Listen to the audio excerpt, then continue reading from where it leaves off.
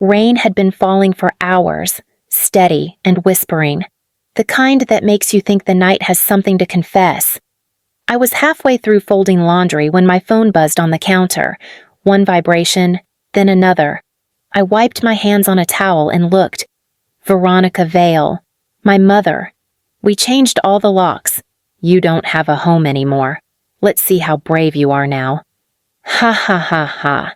I reread it twice, expecting it to blur, to rearrange itself into something sane. It didn't. The blue glow lit the kitchen like a threat. Another text followed, shorter. Don't come back. The words looked almost polite, the way she might decline a dinner invitation. My breath caught but refused to move any further. Then came the sound of my neighbor's dog barking somewhere down the street, sharp, ordinary, alive. The rest of the world kept moving while mine froze. I called her, once, twice, straight to voicemail. Mom, I said, voice steadier than it should have been. Tell me this is some kind of joke. Nothing. I tried my father next. The call rang twice before he picked up. His voice came through, rough but calm, like someone reading instructions. Eden, don't make this harder. You knew this was coming. What are you talking about? You pushed your mother too far, he said. She's tired. We're both tired. It's time you stand on your own.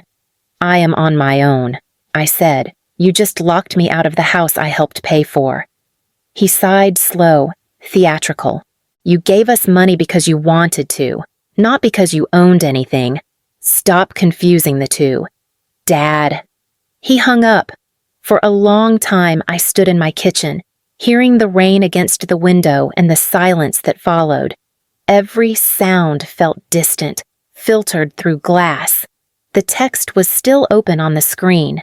The words, "You don't have a home anymore," burned brighter each time I looked. At some point.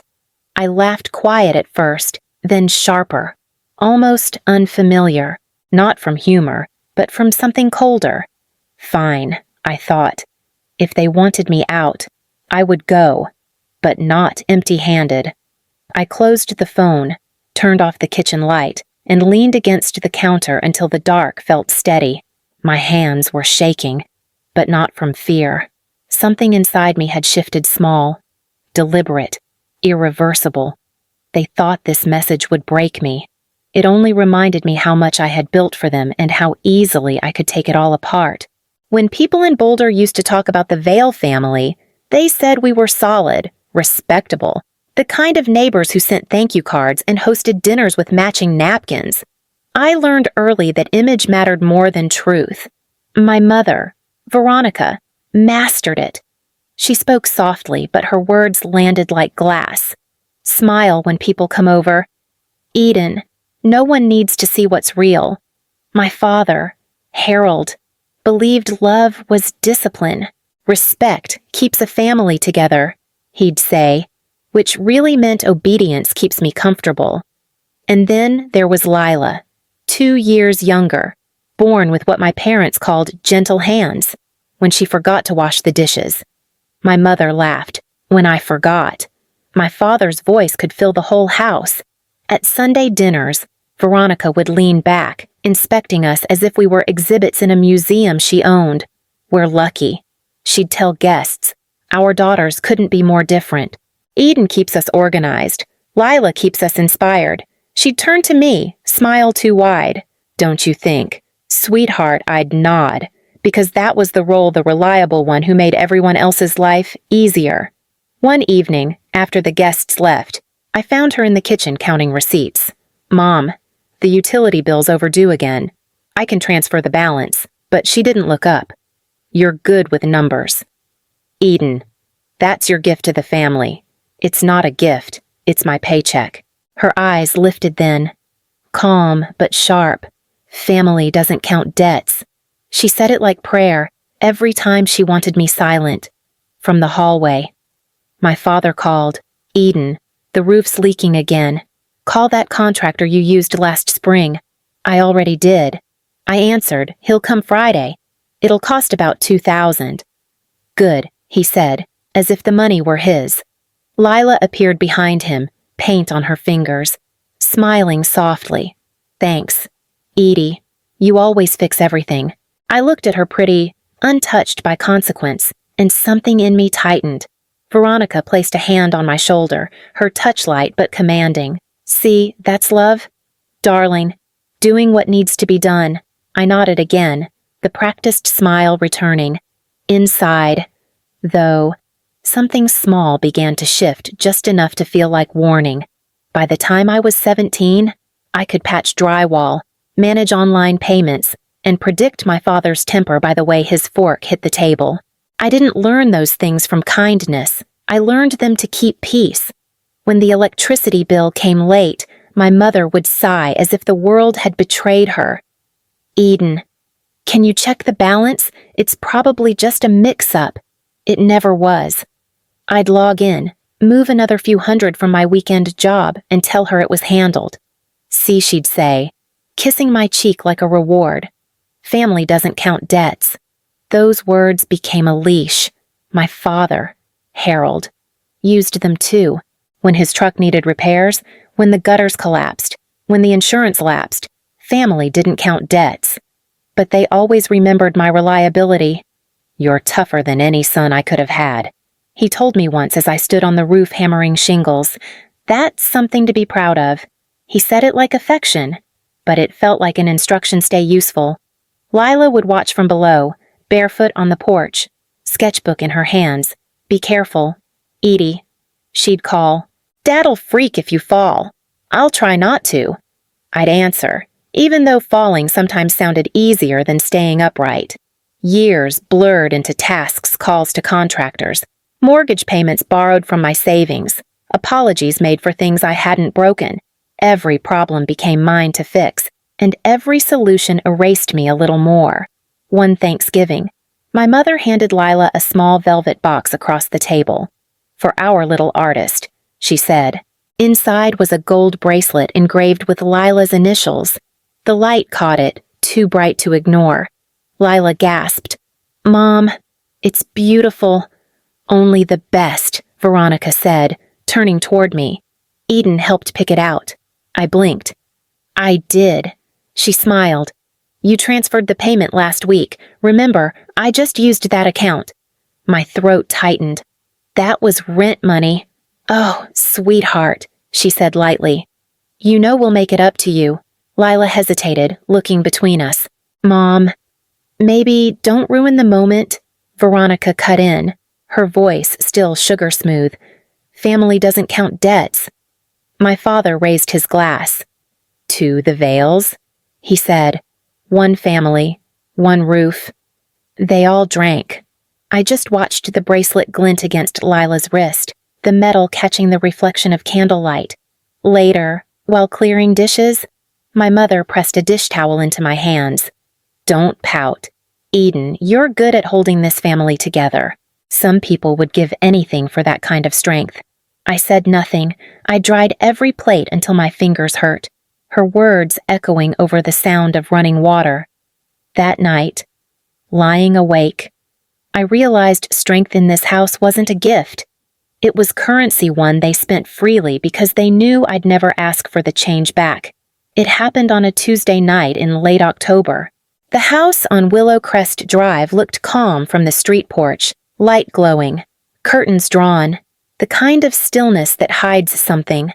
I'd stopped by to drop off receipts from the roofing work I'd covered. My mother liked to keep things organized, though she never paid for any of it herself. The office door was half open. Inside, my father's desk was a mess of papers, coffee rings, and open folders. I shouldn't have looked, but one page caught my eye. Heavy stock. Notarized stamp at the bottom. Property sale agreement. I leaned closer. There it was, my name, written in a version of my handwriting I'd never made. Eden Vale. The curve of the E was wrong, the ink too fresh. From the hallway came voices muffled, but clear enough. She doesn't realize most of her help was voluntary. My mother said, "When we sell, it'll be our names only." My father chuckled. Classic Eden. All heart, no business sense. My pulse pounded. I froze. afraid even to breathe. Lila spoke next, her tone small. But she'll expect something. She's done a lot. Expect what Veronica snapped. She gave gifts. Gifts don't buy ownership. A chair scraped against tile. My father's voice lowered. You worry too much. Veronica. Once the papers are through, there's nothing she can do. I stared at the forged signature until the lines blurred. The air in the room felt thin, my chest too tight. They were selling the house. My money had patched its walls, painted its doors, replaced its locks, and now it was being sold out from under me. I took a step back. The floor creaked. Silence dropped like a blade. Did you hear that? My mother asked. I slipped away before they could find me, shoes in hand, heart slamming against my ribs. In the hallway, Lila appeared, her face pale. Eden, she whispered. I didn't stop. Down the stairs, out the door, into the cold air that finally felt honest. When I reached my car, I sat gripping the steering wheel, my reflection fractured in the windshield. Gifts, I said aloud, the word sour in my mouth.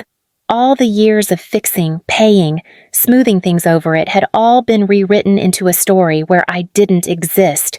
The lights from the house glowed behind me, steady and false.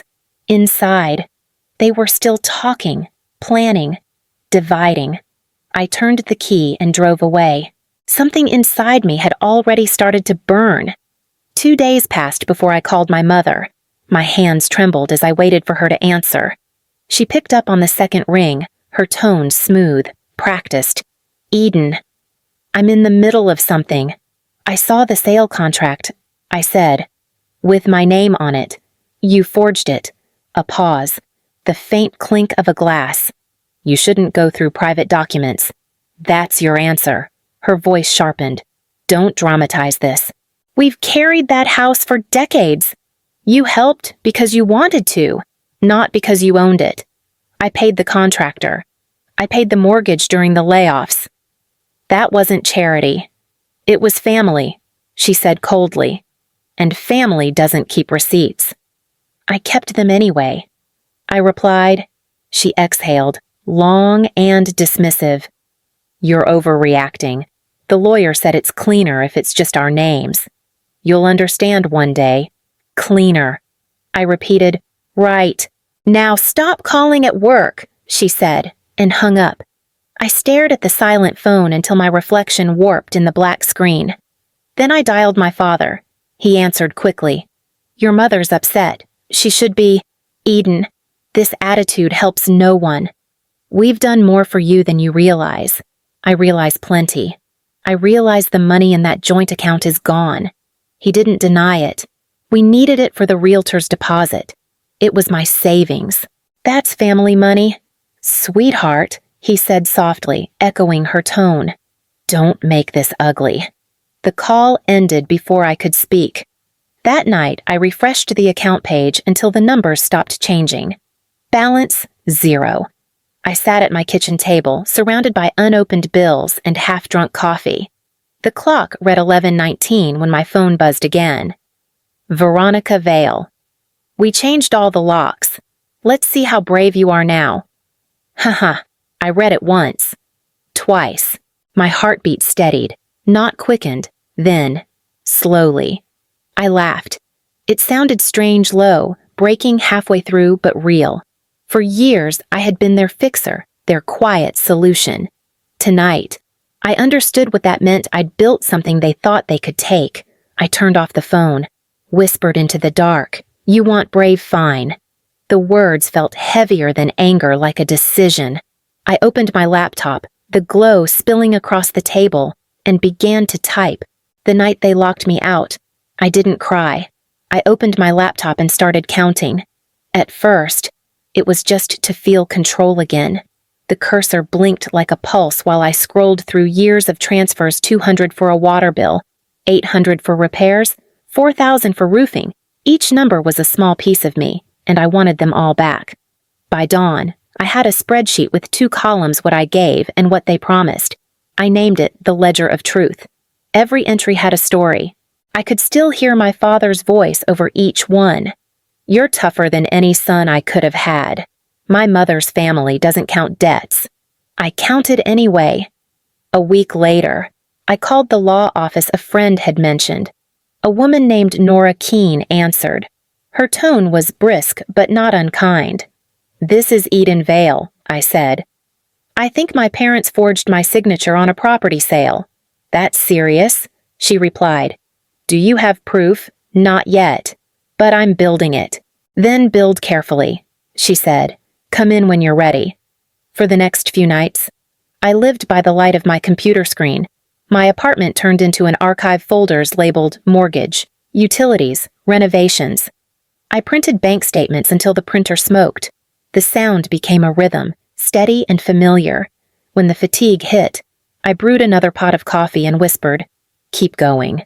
By the third night, the total stared back at me, $93,420. Nearly a decade of what they called love. I met Nora on a gray Friday morning. She looked at the box of files I carried and nodded. "That's more organization than half my clients manage." "I'm a fixer," I said. "Not anymore," she replied. "Now you're a claimant." We spread everything across her desk. She flipped through receipts, highlighting notes, her eyes sharp and unreadable. "After a while," she said quietly, "it's not about the deed, it's about equity. If you can prove intent and contribution, they don't walk away clean." "Intent," I repeated. "You mean motive?" "Yes. Anything that shows malice or concealment, a message, an email, something that proves they knew what they were doing." I thought of my mother's text. "Let's see how brave you are now." Ha ha. The sound of her laughter came back to me, thin and cruel. "I have something," I said. Nora glanced up. "Good. Keep it. That's your leverage." When I got home, I opened a new folder on my desktop and named it Proof. Then I recorded a message to myself. "Don't fix it this time. Dismantle it. Outside." The wind pressed against the windows, the city's hum distant and indifferent. I backed up every file to a drive, labeled it in black ink, and locked it in a drawer. If they wanted to see how brave I was, they were about to find out on paper.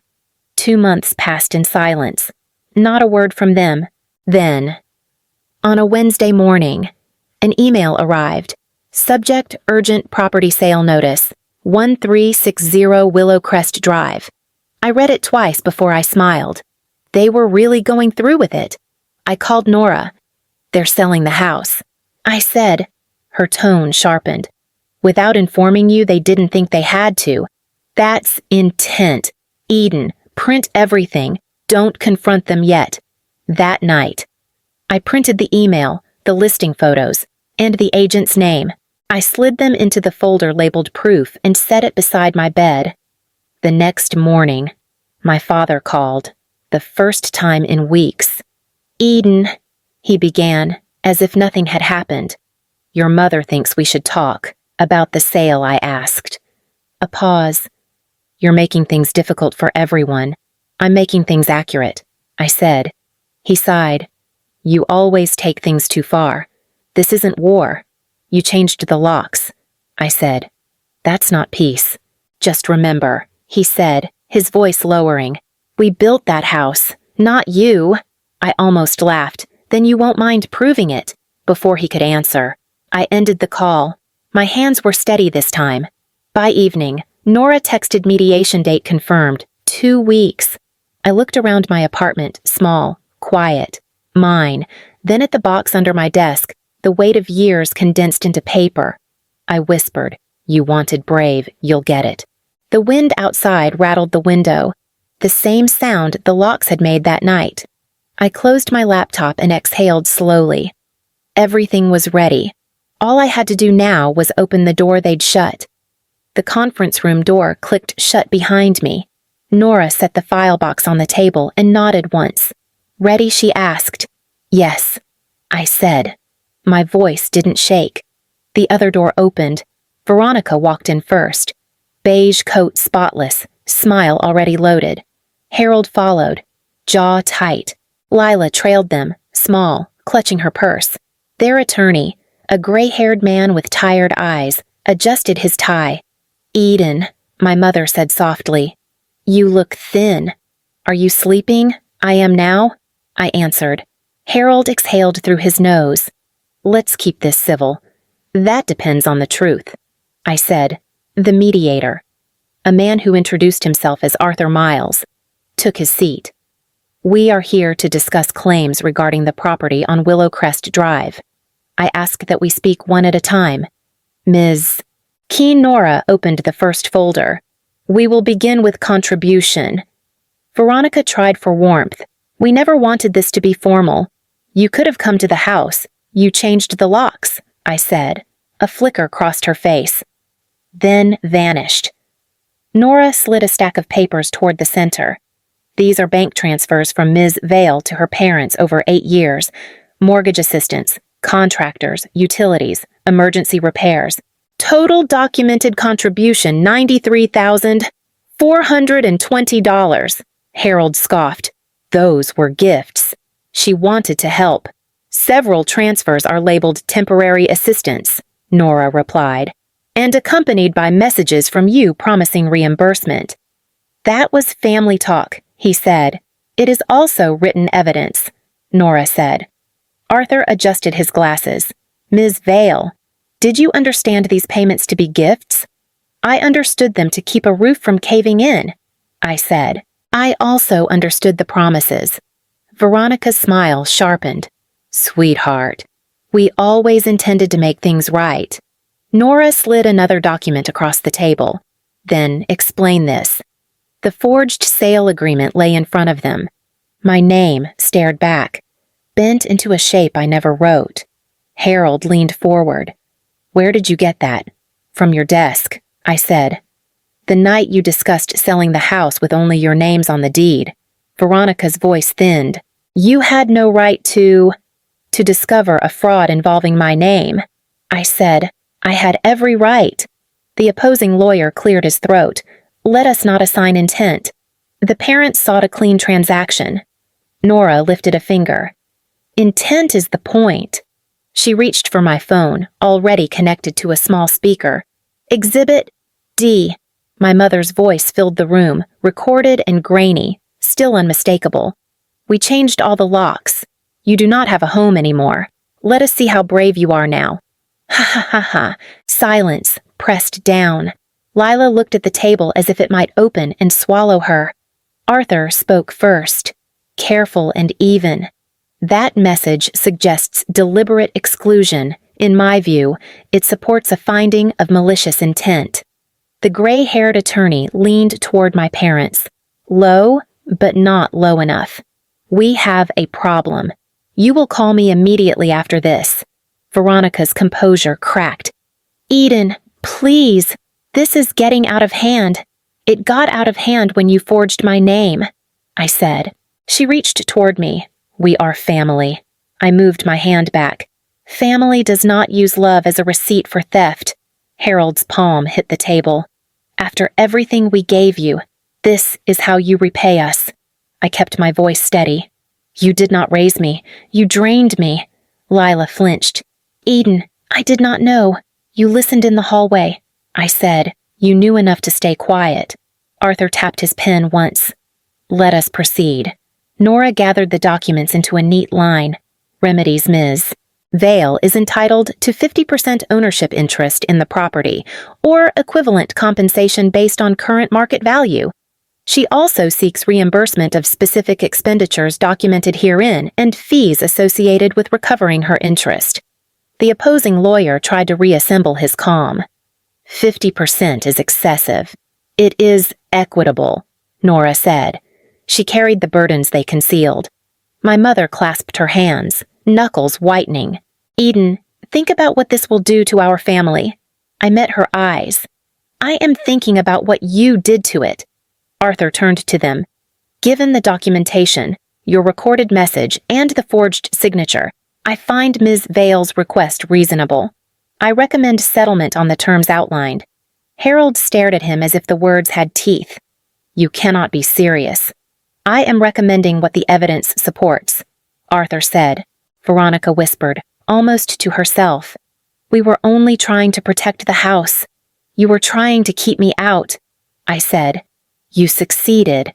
Now I will stay out with what is mine. The gray-haired attorney flipped his legal pad closed. We will need a recess. Arthur nodded. 10 minutes. They stood. Veronica reached for Lila's arm. Lila pulled away, just enough to be seen. Harold's mouth worked, but no words came. The three of them stepped into the hall with their lawyer, voices tangled, urgent. When the door shut, Nora exhaled. You did well. I did not shout. I said, you did not need to. She tapped the stack of papers. You brought proof, through the glass. I watched my parents arguing in low, frantic bursts. Lila kept her head down. The attorney spoke into his phone, pacing. Arthur returned with water. We will finalize shortly, he said. Prepare your signatures. I nodded. My hands were steady. The other door opened. The four of them re-entered, smaller somehow. The attorney cleared his throat. My clients accept the recommendation. Veronica would not look at me. Harold stared at the table. Lila's eyes were red. Arthur slid the agreement forward. 50% ownership or equivalent compensation, plus costs. I signed. Nora signed. The attorney guided my parents' hands like a teacher guiding children. When it was done, the sound in the room thinned out, like air after a storm. Nora gathered the documents. You will receive the payment schedule by end of week. Thank you, I said. Veronica finally raised her eyes. Eden, she whispered. I waited. She swallowed. Come to Sunday dinner. No, I said. Harold pushed back his chair too hard. This is not over. It is, I said. You just signed it. I stood, took the file box, and walked to the door. Behind me, the attorney muttered to them. I told you we had a problem. The handle felt cool in my palm. I opened it, stepped into the hallway, and closed it gently, as if finishing a task I should never have had to start. The agreement arrived 6 days later, printed in black and white, signatures neat and final. Nora called that morning. It's done, she said. I let the silence hang a moment. They signed they did. The transfer will process within the week, half the proceeds, plus reimbursement. Thank you, you earned it, she said, and hung up. That afternoon, I went to the downtown bank to sign my portion of the paperwork. When I stepped out, I saw my parents across the street, standing beside their lawyer. My mother looked smaller, wrapped in her beige coat like armor. My father's jaw twitched when he saw me. He crossed first, Eden. I stopped. Dad, you could have handled this privately. You handled it privately when you forged my name. He winced, then tried again. Your mother isn't well. She was healthy enough to change the locks. Veronica's voice broke between us. We didn't mean to hurt you. You just didn't think I'd fight back. Her eyes filled. After everything we gave, I cut in. Calm. You gave me lessons. Expensive ones. Their lawyer cleared his throat. Perhaps this isn't the place. I nodded. You're right. The place is gone. Sold. Veronica reached out, fingertips trembling. Eden, please. We're still. I stepped back. Family. Maybe by name. For a moment, no one spoke. The street noise filled the space they'd once occupied. Then Nora called from across the plaza. Eden, everything's ready. I turned toward her voice. Behind me. My mother whispered something I couldn't hear. My father said nothing. When I joined Nora, she handed me a copy of the settlement. You handled that well, she said. I looked down at the papers proof in my hands. Not promises.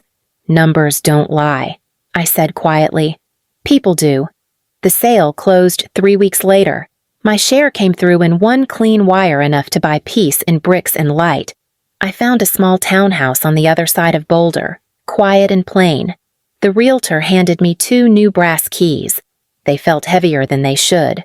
When Nora stopped by to drop off the final paperwork, she lingered by the door. You sure you want to do the installation yourself? I smiled. I've been fixing things my whole life. This time, I just want to make sure it stays fixed. She nodded once and left me to it. The locksmith had already drilled the frame. I turned the key, listened for the soft click. The sound was clean, no resistance, no history caught in the mechanism. My phone buzzed on the counter, a voicemail from my father, another from my mother. I played hers. Eden, her voice trembled. The house doesn't feel right without you. Call us. I deleted it before she finished. The second message came from my father. You won. I hope it makes you proud. I deleted that too. When the silence settled again, it was wide and steady. I made coffee, sat by the window, and watched the light move across the floor. The new lock gleamed in the morning sun. I spoke quietly, not to anyone, just to the room. The air, myself. They changed the locks to keep me out. I changed mine to keep peace in. I took a sip, the taste strong, grounding. Freedom doesn't come with forgiveness, I said. It comes with boundaries. Outside, someone's wind chime rang, soft against the still air. I leaned back, closed my eyes, and let the quiet hold.